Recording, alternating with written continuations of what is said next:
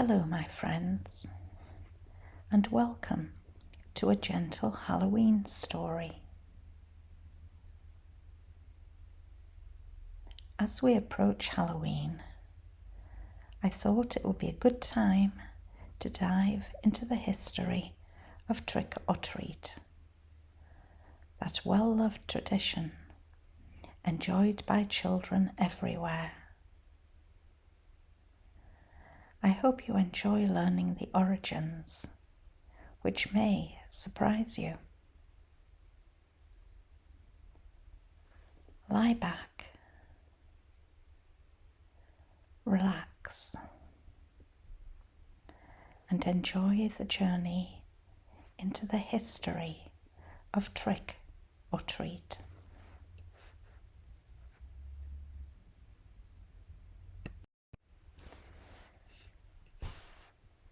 Part 1.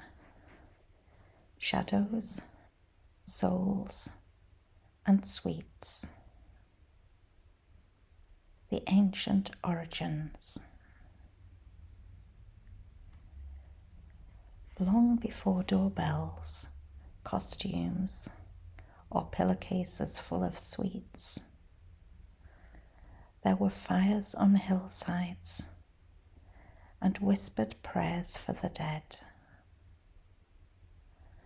The story of trick or treat begins not in suburbia, but in the dark fields and stone villages of ancient Europe,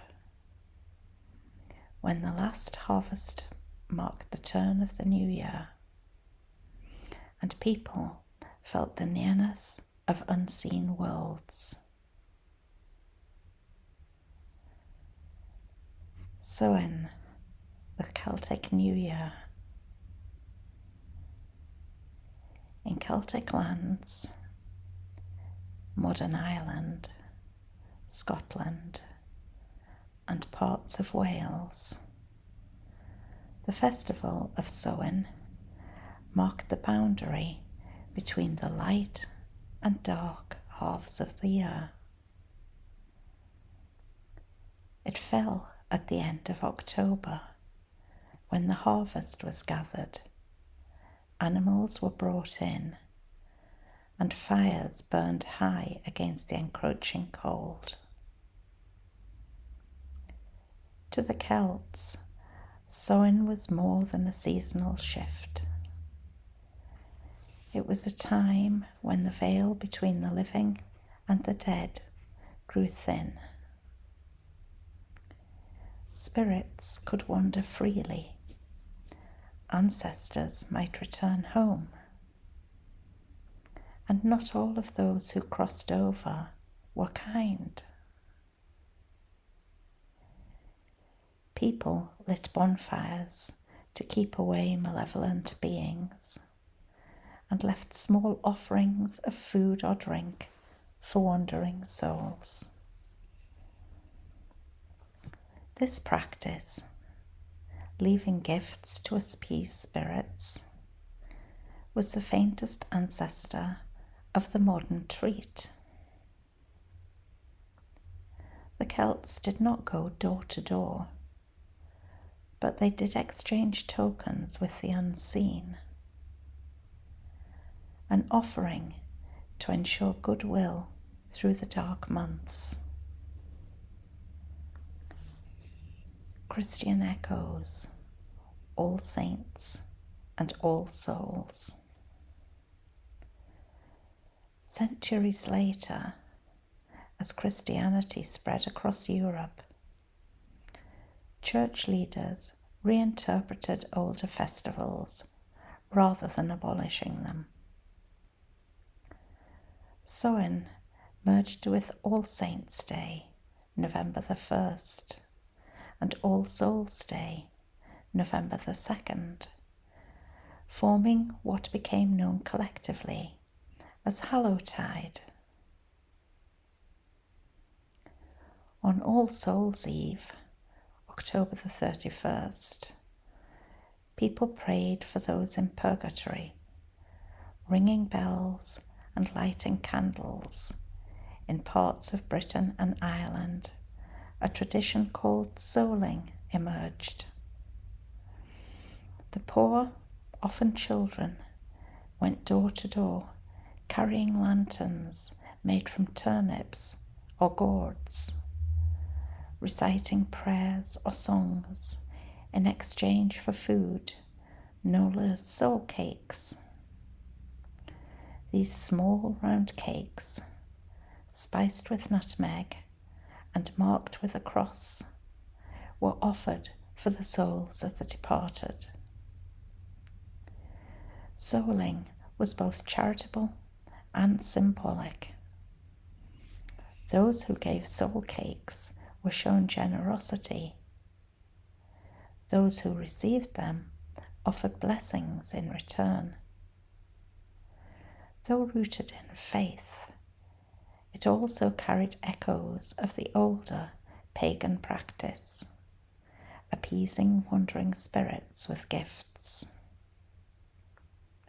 Over time, the prayers grew shorter, the songs merrier, and the cakes sweeter. Guising, the masquerade of mischief. In Scotland and Ireland, another related custom arose, guising. Here, children, and sometimes adults, dressed in disguise, often as ghosts, fairies, or folkloric creatures, and visited homes to perform small tricks such as songs, jokes, or recitations in exchange for food or coins. Unlike souling, guising was more playful and pious. The disguises protected participants from being recognized by the spirits they mocked. And, crucially, they expected a reward for their performance. If not a treat, then at least acknowledgement. By the 17th and 18th centuries, guising had become common in Scotland and the north of England. The mixture of disguise, performance, and reward laid the foundations for what would one day evolve into trick or treat. Bonfires, spirits, and mischief nights. Meanwhile, across Britain, autumn nights were becoming occasions for playful disorder. Bonfire Night, marking the foiled gunpowder plot of 1605, encouraged mask-wearing begging and mischief. Children would go a-thomasing or a-cattening, collecting treats like apples, nuts, or coins in return for singing songs. The combination of guising, souling, and bonfire customs created a cultural stew from which Halloween would later emerge. It carried 3 enduring ingredients. 1. A belief in spirits wandering the earth. 2. A tradition of disguise to ward off or mimic them. 3. An exchange, food or coin, for some form of entertainment or blessing. By the 1800s, these traditions were fading in industrialized cities, but surviving in rural communities. And as Irish and Scottish immigrants crossed the Atlantic in the 19th century, they brought their customs with them. Across the ocean, in a new land full of promise and change, the old rituals would find fresh life and eventually a catchy new name.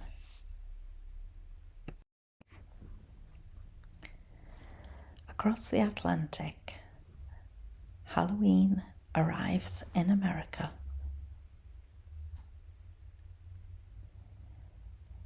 When the ships carried Irish and Scottish immigrants to North America in the 19th century, they brought with them songs, stories, and seasonal rituals that carried the faint scent of bonfires and harvest smoke. Among these were the customs of souling and guising, ancient traditions that would soon find new soil across the ocean. New land, old spirits. In America, the immigrants' arrival coincided with a young nation defining its own holidays and folklore.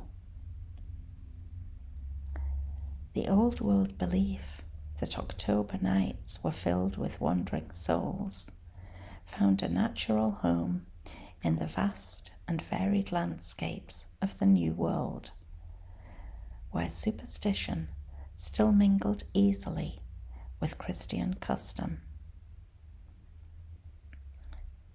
The Irish brought their tales of the jack-o'-lantern, a spirit doomed to wander forever with a carved turnip for a lantern. In America, where pumpkins were plentiful, the vegetable changed, but the meaning remained, a flickering face to ward off unwelcome spirits. These glowing sentinels began appearing on the doorsteps across the country in the mid-1800s.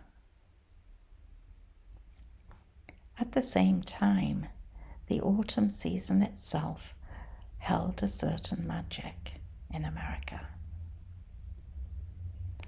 Harvest festivals, corn husking parties, apple bobbing, and barn dances created a fertile environment for social gatherings.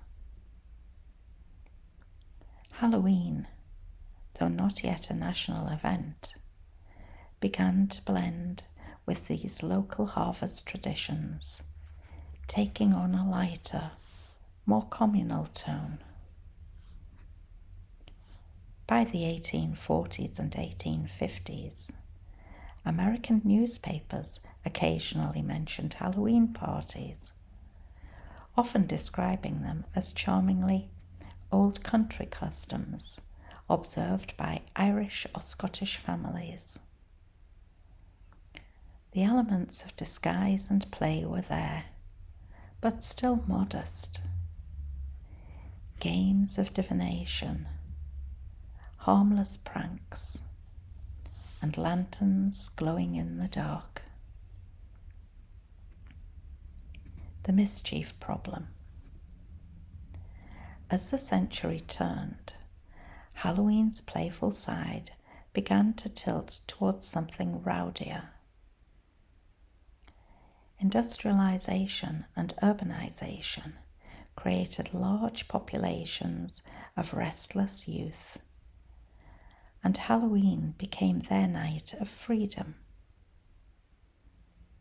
By the early 1900s, Mischief Night had become an established part of the calendar in many American towns. Windows were soaped, wagons disassembled and reassembled on rooftops, and doorbells rung endlessly. The harmless chaos that once belonged to geysers and bonfire nights turned into widespread vandalism. Police departments began to dread the evening. Newspapers ran headlines lamenting the Halloween menace. Ironically, it was this very problem that helped shape the next stage of the holiday's evolution. Communities, desperate to redirect youthful energy, began organising neighbourhood parties and door-to-door visits under controlled circumstances. If mischief was inevitable, perhaps it could be transformed into something safer and sweeter. From pranks to treats. During the 1920s and 1930s, the modern phrase trick or treat began appearing in print. The first known reference is generally traced to 1927 in a Canadian newspaper from Alberta, where children were reported roaming door to door, demanding either a treat or the risk of a trick.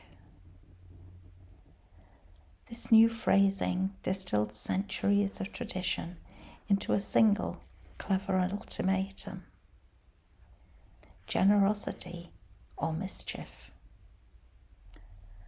Unlike older customs of singing or blessing, trick or treat placed emphasis on the exchange itself. A playful negotiation between householders and visitors. Across North America, communities began embracing the idea as a peaceful solution to Halloween's mischief problem. The trick remained symbolic, the treat tangible. Candy, fruit, cookies, and nuts became the currency of goodwill. By the mid-1930s, the term was appearing in American newspapers, especially in the Midwest and Western states. A 1939 article in American Home magazine described trick-or-treat as a growing practice that allowed children to enjoy Halloween without the damage or discourtesy once associated with the night. Then came the Second World War, and with it, sugar rationing. For a few years, Halloween's sweet side dimmed. But when rationing ended, the post-war candy industry was ready. The candy revolution. In the 1950s, with suburban life booming, trick-or-treat found its perfect setting. Rows of family homes, safe neighbourhoods, and a new focus on child-centred leisure turned Halloween into an institution. Candy companies saw an opportunity. Advertisements encouraging parents to stock up for the little visitors. Costumes became widely available in shops, often inspired by television shows, storybooks, or classic monsters. Magazines described how to decorate for the Halloween callers. Television cemented the custom's popularity. A 1952 episode of The Adventures of Ozzie and Harriet showed the Nelson family preparing for trick-or-treaters. The following year, Disney released Trick or Treat, an animated short featuring Donald Duck and his nephews, Huey, Dewey, and Louie, knocking on doors and bargaining for candy. By the end of the 1950s, trick-or-treating was no longer regional. It was a nationwide ritual, embedded in the American calendar, alongside Thanksgiving and Christmas. A night of light and laughter. Though the candy and costumes grew glossier, the core idea remained ancient.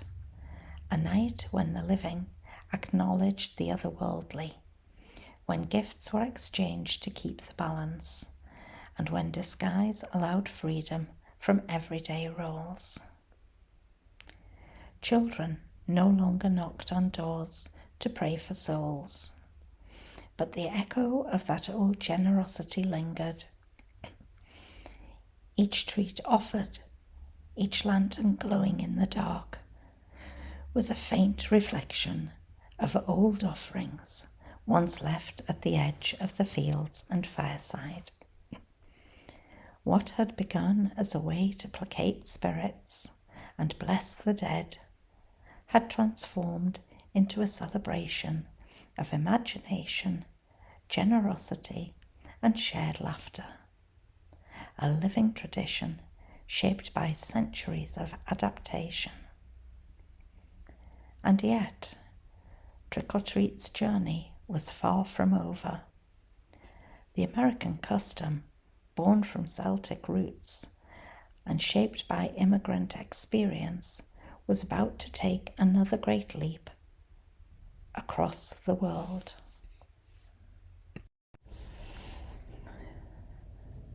Part 3. Crossing Oceans. Trick or treat goes global. By the middle of the 20th century, trick or treat had become a firm fixture of North American life. Candy companies, costume makers, and television networks had turned Halloween from a local custom into a national celebration, one glowing pumpkin at a time. But the world beyond America was watching. The return journey to the British Isles. It's a curious twist of history that the custom's next chapter took it back to where its oldest roots had begun. By the 1970s and 1980s, American popular culture was reaching living rooms across the United Kingdom through film, television, and imported sweets. Children saw American kids dressed as ghosts and superheroes, laughing under streetlights with plastic pumpkins in hand, and they wanted in. At first, many adults in Britain were unsure what to make of it. The term trick or treat was new to British ears, and to some, it sounded suspiciously like a demand. Newspapers from the 1970s sometimes described it as an American invasion of manners. Yet, beneath the skepticism, the ritual resonated.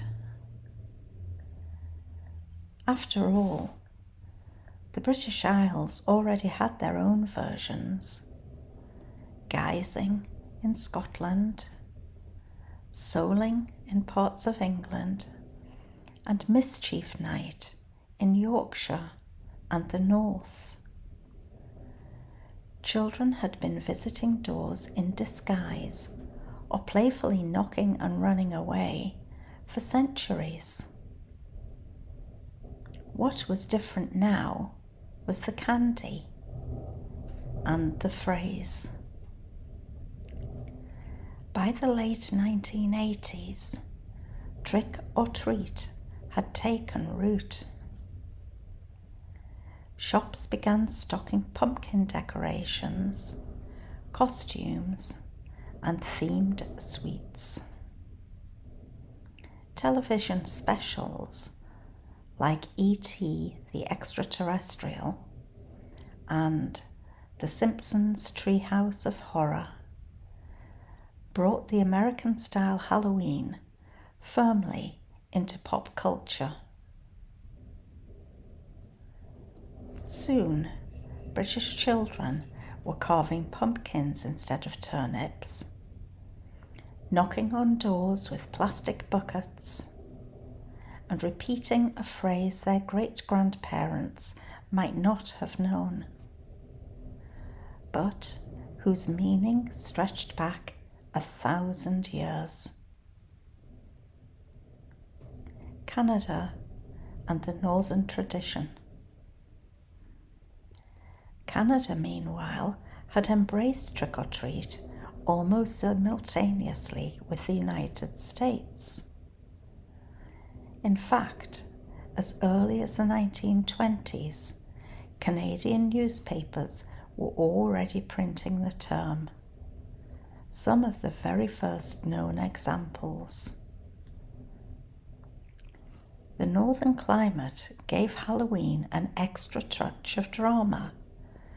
Crisp air, early twilight, and the crunch of leaves underfoot. Canadian Halloweens tended to feature both the mischief and the generosity that defined the custom. Even in rural areas, children would go door to door along long country roads, lanterns flickering in the dark. By the post-war period, trick-or-treating was as Canadian as it was American, a shared North American tradition that blurred borders. The global spread. As American culture expanded in the second half of the 20th century, through television, film, advertising, and later the internet, trick-or-treat followed naturally. Each new place that embraced Halloween added its own flavour to the ritual. Ireland and Scotland, the circle closes. In Ireland and Scotland, the tradition returned home with a sense of déjà vu. Many older people remembered guising or souling, so the idea of visiting homes in disguise for treats was both familiar and newly modernised. Instead of nuts and coins, children now received chocolate bars and lollipops. By the late 1990s, trick-or-treating had fully merged with these older customs. Irish towns lit community bonfires, and doorsteps glowed with jack-o'-lanterns once more. This time carved from pumpkins imported from America instead of turnips from local fields. Europe. Across continental Europe, Halloween spread more slowly but steadily. In France, Germany, and the Netherlands, the 1990s saw growing enthusiasm among children, even if parents and schools were initially unsure of its meaning. By the early 2000s, costume shops, pumpkin markets, and themed parties were becoming annual events. In many European countries, Halloween coexists peacefully with older local traditions like All Saints' Day and All Souls' Day. While adults visit cemeteries with candles and flowers, children dress up as witches and vampires, collecting sweets in the streets. Latin America. In Mexico and other Latin American countries, the influence of Halloween mingled with the much older and deeply spiritual Dia de los Muertos, the Day of the Dead. Although very different in meaning, the two share a fascination with honouring and playfully confronting death.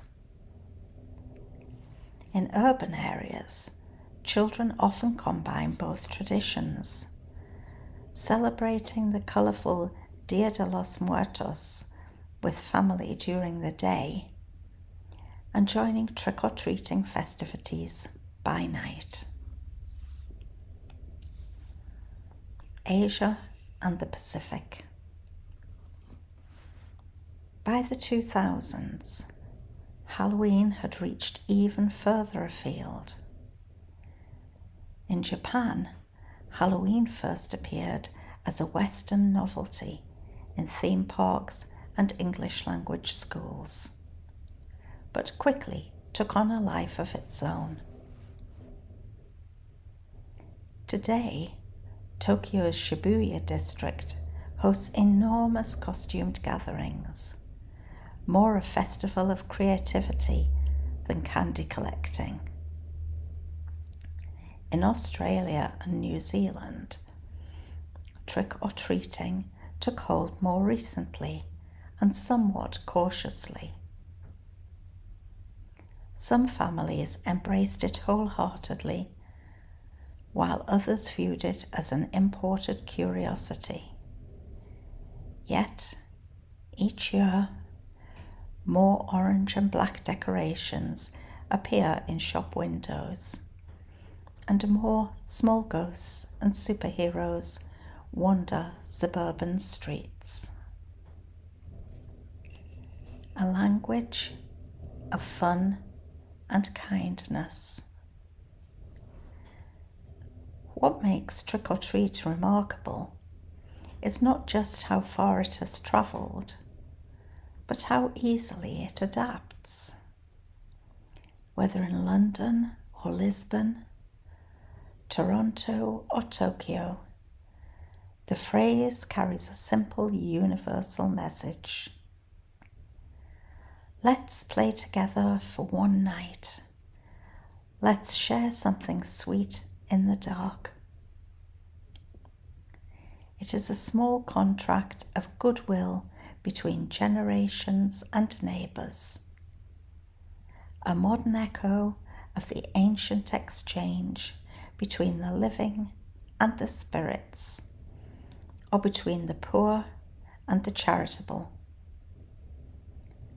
Though the meanings have changed, the impulse remains to acknowledge the mystery of the season with laughter, light, and a touch of mischief. And, as it has crossed oceans and languages, Trick or Treat has become one of the most successful pieces of living folklore in the world. A single night each year when children from many cultures share in the same ancient rhythm of giving and receiving.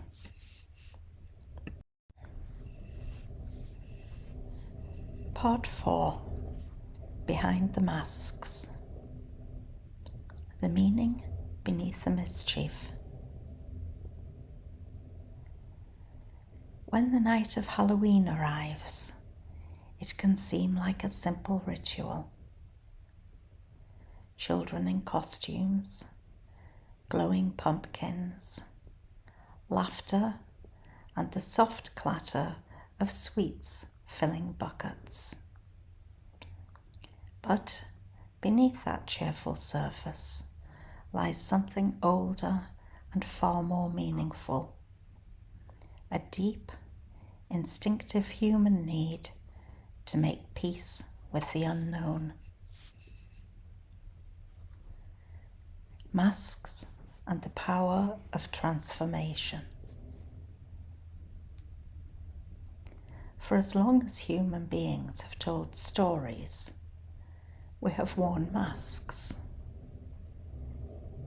In ancient rituals across the world, from Celtic Samhain to Roman festivals, from African tribal dances to Japanese no theatre, masks have allowed people to slip briefly into other identities. They were not merely disguises, they were doorways. To wear a mask was to blur the boundary between the self and the spirit world, between human and myth. During Samhain, disguises help protect the living from wandering souls by confusing or imitating them. The same idea lingers in today's Halloween costumes. Though we no longer fear real spirits, we still enjoy pretending that we might. In that brief act of make-believe, something liberating happens. A shy child can become a bold superhero.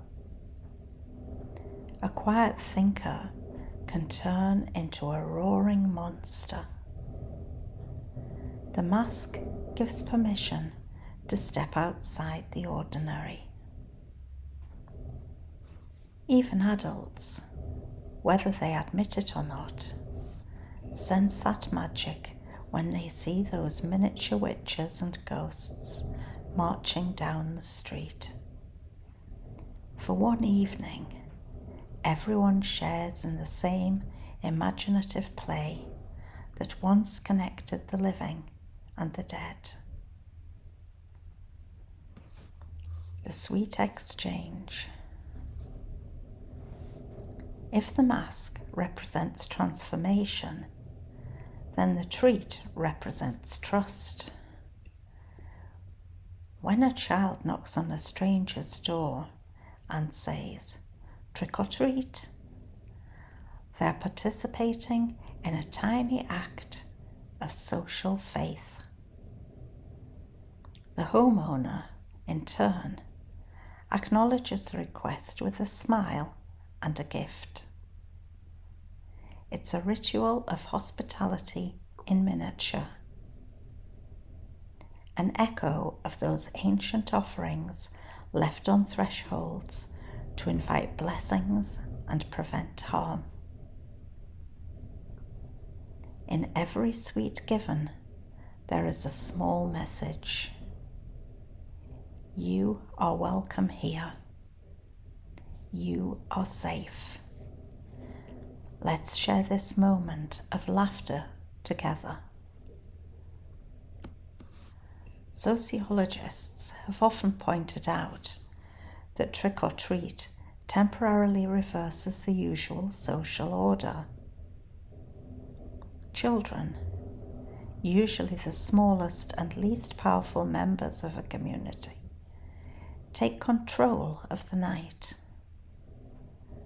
Adults open their doors, offer gifts, and play along. It's a harmless inversion of authority that builds connection rather than fear.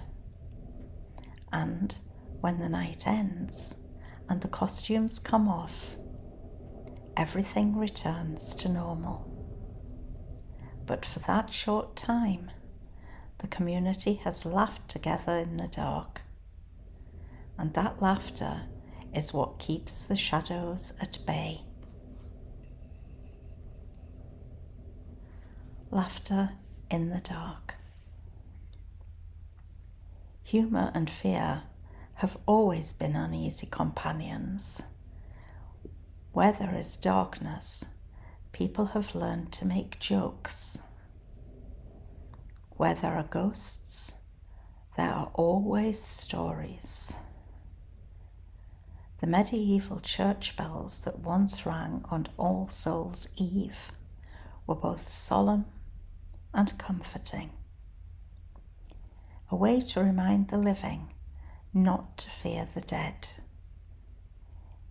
In the same way, Halloween's laughter serves as a modern charm against dread. We decorate our homes with skeletons and spiders, but we smile as we do it. This playfulness is one of humanity's oldest surviving skills. By laughing at fear, we lessen its power.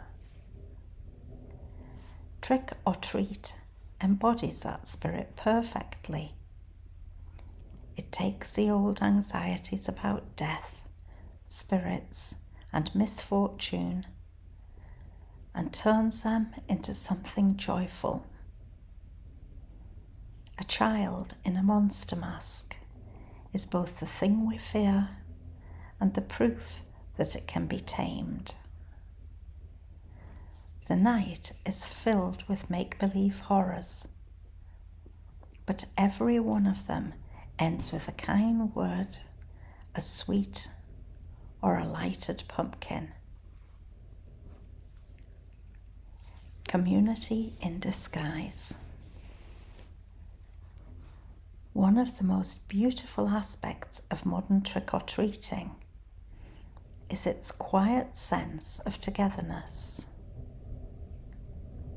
On most nights, doors are closed and neighbours pass each other with polite nods.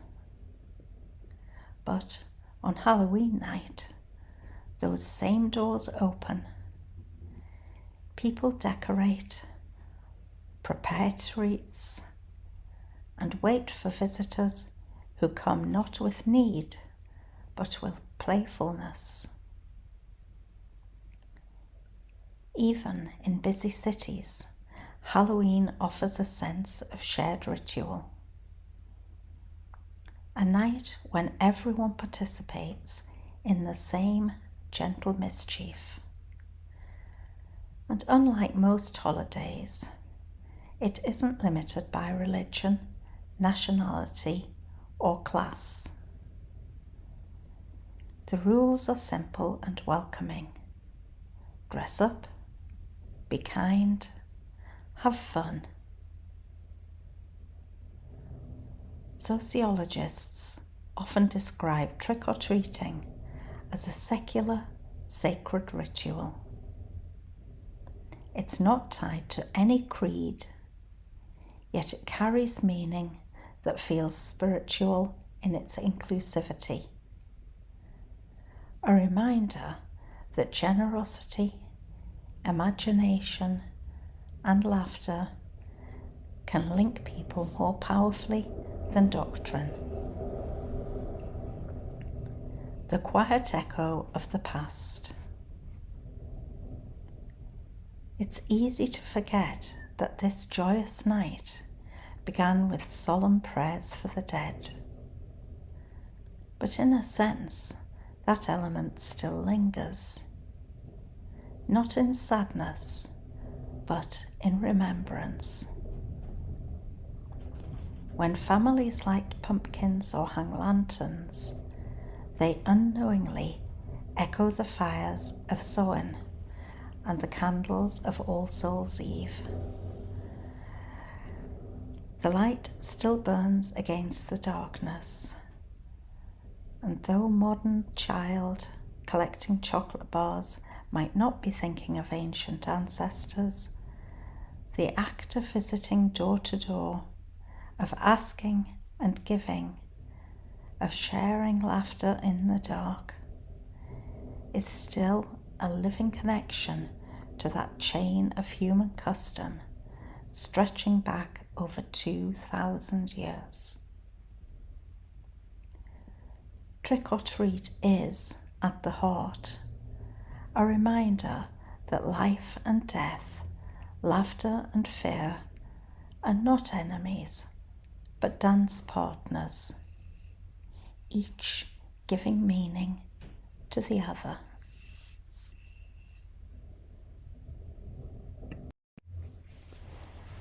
Part 5.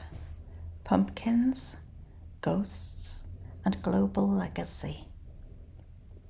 The timeless spirit of trick or treat.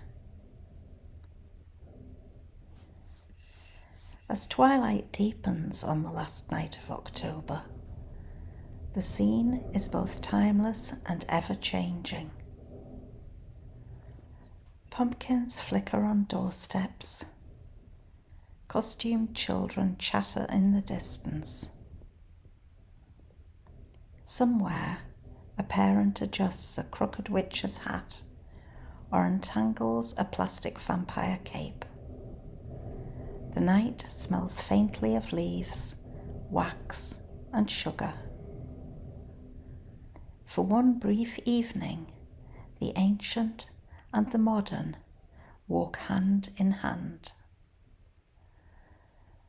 The ghosts of Samhain and the prayers of All Souls' Eve, the laughter of guisers and the mischief of pranksters, all live quietly within this simple phrase, trick or treat. The pumpkin, a candle against the dark. Few symbols are as instantly recognizable as the jack-o'-lantern. Its smiling, flickering face has become the beacon of Halloween, yet its story is older and stranger than most people realize. The original lanterns of Ireland and Scotland were carved from turnips or large beets. Their pale, ghostly faces meant to ward off evil spirits. They were inspired by the legend of Stingy Jack, a mischievous trickster who once deceived the devil himself. Condemned to wander the earth with only a hollowed-out turnip to light his way, Jack's spirit was said to appear on autumn nights, leading travellers astray. When Irish immigrants arrived in America, they discovered that pumpkins native to the New World were larger, easier to carve, and far more cheerful in colour. The turnip lantern transformed into the pumpkin jack-o'-lantern, glowing not with menace, but with welcome. Today, the pumpkin is more than decoration. It is a symbol of light against darkness, warmth against the chill, humour against fear. Each smiling face, whether crafted by a careful child or a harried parent, is a quiet reminder of the human need to create joy even in the season of endings. Ghosts and good spirits. For a festival that celebrates ghosts, Halloween has always been curiously comforting. Its ghosts are not there to terrify, but to remind us, lightfully, playfully, that the past never disappears. Every culture has some way of honouring its ancestors. From Mexico's Dia de los Muertos to Japan's Obon Festival, Halloween's ghosts belong to that same family of remembrance, even if dressed in cartoon form. The masks and stories keep us connected to the idea that those who came before still share our world, at least in memory and in imagination.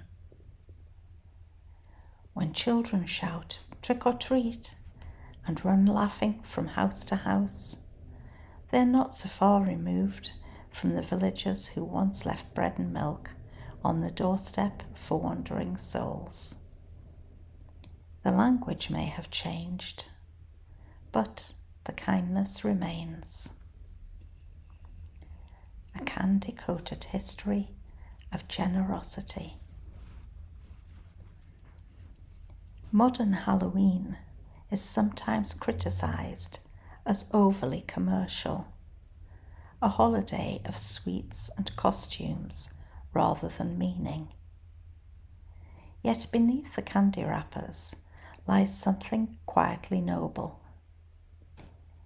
Each treat offered is a small act of giving, no matter how ordinary it seems. In a time when many people live behind closed doors, Halloween creates an evening of shared humanity. Strangers smile at each other. Neighbours wave. The barriers of everyday life soften.